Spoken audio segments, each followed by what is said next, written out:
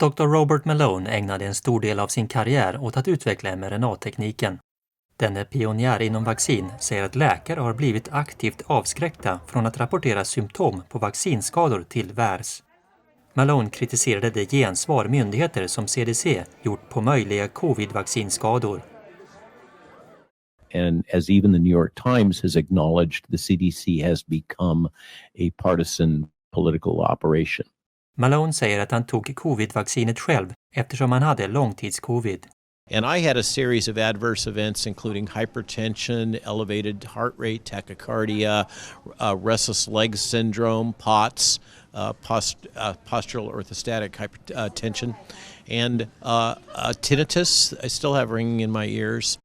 Kongressledamot Matt Gaetz säger att allt för många ansvarsskydd skapades för läkemedelsföretag.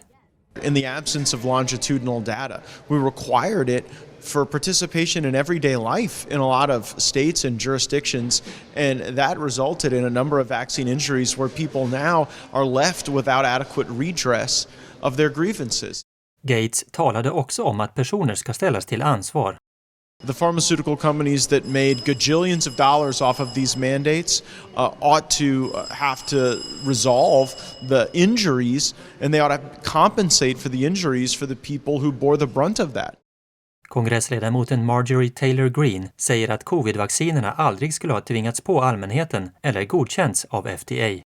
And I think the FDA should be held accountable. I think the people that pushed them should be held accountable. And I believe the liability restrictions should be removed so that patients, people that have been injured or had a loved one that died, so they can move forward in court.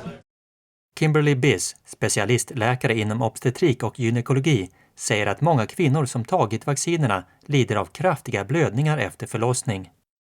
And the usual maneuvers we do to stop the bleeding are not working. And they're ending up having to have surgeries, and some of them are ending up having to have a hysterectomy, which would render them not able to have any more babies.